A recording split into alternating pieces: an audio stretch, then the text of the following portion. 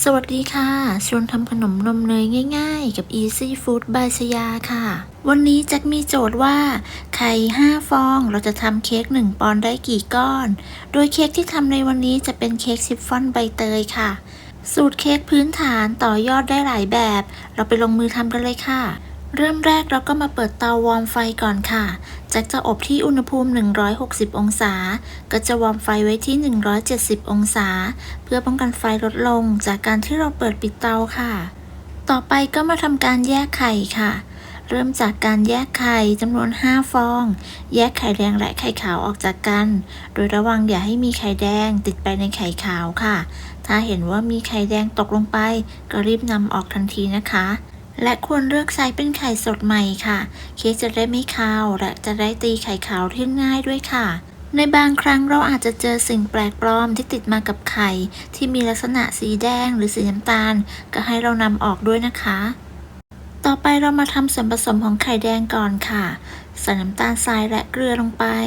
ตามด้วยนมสดค่ะใช้เป็นนมสดรสจืดหรือรสธรรมชาตินะคะถ้าเพื่อนๆมีนมโรงเรียนก็สามารถใช้ได้ค่ะจากนั้นคนส่วนผสมให้เข้ากันค่ะคนจนเข้ากันดีแล้วต่อไปเราก็จะใส่น้ำมันค่ะใช้เป็นน้ำมันพืชหรือน้ำมันคาโนราหรือน้ำมันมะพร้าวก็ได้ค่ะ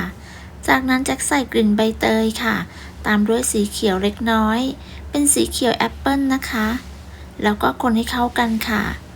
คนจนเข้ากันดีต่อไปเราก็จะใส่แป้งค่ะใส่แป้งเค้กและผงฟูลงไปบนที่ร่อนค่ะ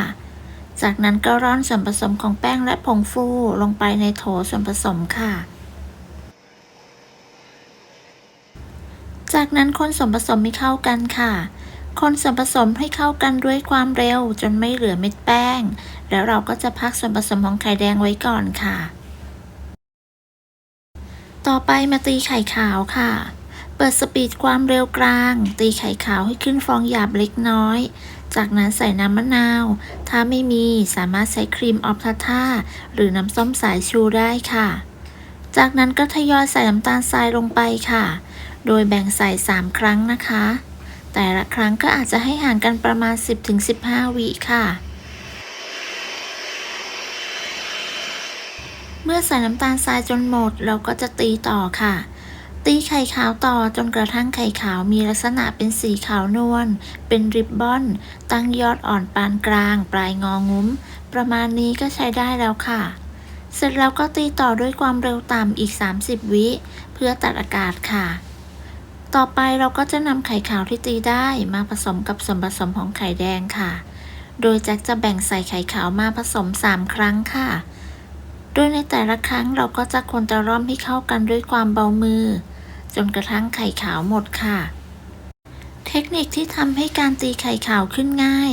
เราควรจะเลือกใช้เป็นไข่สดใหม่ค่ะภาชนะที่ใส่ไข่ขาวก็ควรจะแห้งและสะอาดและระวังอย่าให้มีไข่แดงติดไปในไข่ขาวค่ะคนตะร่อมด้วยตะกร้อมือเพียงอย่างเดียวอาจจะทำให้คนตะร่อมได้ไม่ทั่วถึงแนะนำให้ใช้ไม้พายช่วยคนตะล่อมในขั้นตอนสุดท้ายค่ะเสร็จแล้วเรานำไปใส่พิมพ์ได้เลยค่ะก่อนที่จะใส่พิมพ์ก็ให้ทาเนยหรือน้ำมันที่ก้นพิมพ์ก่อนค่ะ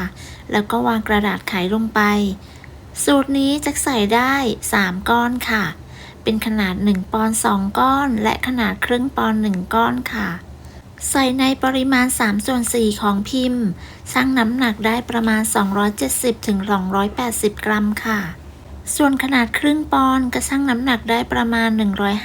150-160 กรัมค่ะใส่ส่วนผสมลงไปในพิมพ์หมดแล้วก็อย่าลืมเคาะเบาๆที่ก้นหรือกระแทกเบาๆก่อนนำเข้าอบด้วยนะคะเพื่อไล่อากาศค่ะต่อไปเราก็นำเข้าอบได้เลยค่ะอบที่อุณหภูมิ160องศาใช้ไฟบนล่างไม่เปิดพัดลมจะวางไว้ชั้นล่างของเตาอบค่ะขนาด1ปอนด์ใช้เวลาอบอยู่ที่ประมาณ24-25 นาทีค่ะแต่ขนาดครึ่งปอนด์เขาจะสุกก่อนใช้เวลาประมาณ22นาทีค่ะเมื่อนำเค้กขนาดครึ่งปอนด์ออกมาก็อบขนาด1ปอนด์ต่อค่ะเมื่อเค้กสุกแล้วก็นำออกจากเตาเคาะเบาๆเพื่อให้เค้กเสร็จตัวจากนั้นเราก็พักไว้ให้เย็นค่ะเพียงเท่านี้ก็เสร็จแล้วนะคะเราก็นำไปตกแต่งตามที่ต้องการได้เลยค่ะ เค้กชิฟฟ่อนใบเตยสูตรนี้เนื้อนุ่มหอมอร่อยสามารถนำไปตกแต่งได้หลายแบบ เช่นเค้กใบเตยมะพร้าวอ่อนเค้กใบเตยฝอยทองเค้กใบเตยคัสตาร์ดหรือคัพเค้กก็สามารถใช้เค้กชิฟฟ่อนใบเตยสูตรนี้ได้ค่ะขอบคุณสำหรับการติดตามรับชมคลิปนี้นะคะ ถ้ามีประโยชน์สำหรับเพื่อนๆ ก็อย่าลืมกดไลค์ กดแชร์ กดติดตาม เพื่อเป็นกำลังใจให้กันด้วยนะคะสำหรับคลิปนี้จะต้องลาไปก่อน พบกันใหม่ในคลิปหน้าค่ะ สวัสดีค่ะ